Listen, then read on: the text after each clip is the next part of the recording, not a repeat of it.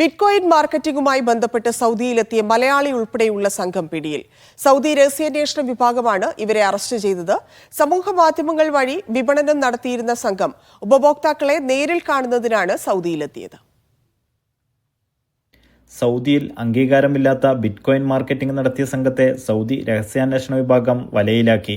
ദുബൈയിൽ നിന്നും സൗദിയിലെത്തിയ സംഘത്തെയാണ് അറസ്റ്റ് ചെയ്തത്. ചൈന സ്വദേശിയും മലയാളിയും ഉൾപ്പെടുന്നതാണ് സംഘം. കണ്ണൂർ തളിപ്പറമ്പ് സ്വദേശിയാണ് പിടിയിലായ മലയാളി. സമൂഹ മാധ്യമങ്ങൾ വഴി വിപണനം നടത്തിയ സംഘം ഉപഭോക്താക്കളെ നേരിൽ കാണുന്നതിനായാണ് സൗദിയിലെ ദമാമിലെത്തിയത്. എന്നാൽ രഹസ്യാന്വേഷണ വിഭാഗം ആവശ്യക്കാരായ ചമന് സംഘത്തെ സമീപിക്കുകയായിരുന്നു. തുടർന്ന് നടന്ന കൂടിക്കാഴ്ചയിൽ ഖത്തീഫിൽ നിന്നുമാണ് സംഘത്തെ അറസ്റ്റ് ചെയ്തത്. ഇവിടെ എത്തിയും ദമാമിലെത്തി അവരൊരു റൂം എടുക്കുകയും അവിടുന്ന് ചൈനക്കാരൻ്റെ കൂടെ ഈ സംഗതികളൊക്കെ സംസാരിക്കുന്ന സമയത്ത് തന്നെ കസ്റ്റമർ എന്ന വ്യാജേന അവർ ഇവിടുത്തെ രഹസ്യാന്വേഷണ വിഭാഗം ഇവരെ വിളിച്ചു വരുത്തി ഞങ്ങൾ കസ്റ്റമർ എന്ന രീതിയിൽ ബന്ധപ്പെടുകയും ശേഷം ഇവരെ മറ്റൊരു കോഫി ഷോപ്പിലേക്ക് വിളിച്ചു വരുത്തി കൂടുതൽ കാര്യങ്ങൾ സംസാരിക്കാനുണ്ടെന്ന് പറഞ്ഞിട്ട് അവിടെ വരുത്തുകയും അവിടെ വെച്ചിട്ട് ഇവിടുത്തെ രഹസ്യാന്വേഷണ വിഭാഗം അറസ്റ്റ് ചെയ്തു. ഇപ്പോൾ കോടതി വിളിക്കുകയൊന്നും ചെയ്യാതെ തന്നെ ഇവർ 50-55 ദിവസം ഇപ്പോൾ ദമാം സെൻട്രൽ ജയിൽ കസ്റ്റഡിയിലാണ് ഇവർ.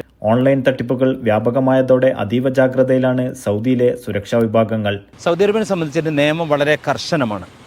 ഏത് തരത്തിലും നമ്മൾക്ക് പിടിക്കപ്പെടുന്ന മനസ്സിലാക്കിക്കൊണ്ട് വേണം എളുപ്പമാർഗ്ഗത്തിൽ പണമുണ്ടാക്കാൻ ഇറങ്ങിത്തിരിക്കുന്ന യുവാക്കൾ മനസ്സിലാക്കണം. ഇദ്ദേഹം വന്നിരിക്കുന്നത് ദുബൈയിൽ നിന്നാണ്. ഈ ചൈന സ്വദേശിയായിട്ട് വന്നിരിക്കുന്നത്.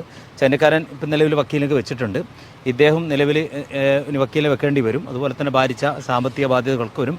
ഇതിൻ്റെ ശിക്ഷ ഏറ്റുവാങ്ങിയിട്ട് മാത്രമേ ഇവിടുന്ന് നാട് കടത്തപ്പെടുകയുള്ളൂ. മാത്രമല്ല ഇദ്ദേഹം വന്നിരിക്കുന്ന ഈ ചൈനക്കാരൻ്റെ ഒരു ടീം എന്ന് ഗ്യാങ് മനസ്സിലാക്കാൻ സാധിച്ചത് മറ്റ് വിദേശ ആഫ്രിക്കൻ രാജ്യങ്ങളിലൊക്കെ ആളുകളെ ഹാക്കിംഗ് ഒരു ഗ്രൂപ്പുണ്ട്. ഹാക്കിംഗ് ഗ്രൂപ്പിൻ്റെ ഒരു കണ്ണിയിൽപ്പെട്ട ആളാണെന്നാണ് നമുക്ക് മനസ്സിലാക്കാൻ പറ്റി. ഇദ്ദേഹമായിട്ടുള്ള ജയിലിൽ നിന്നുള്ള സംഭാഷണത്തിൽ മനസ്സിലാക്കാൻ സാധിച്ചത്.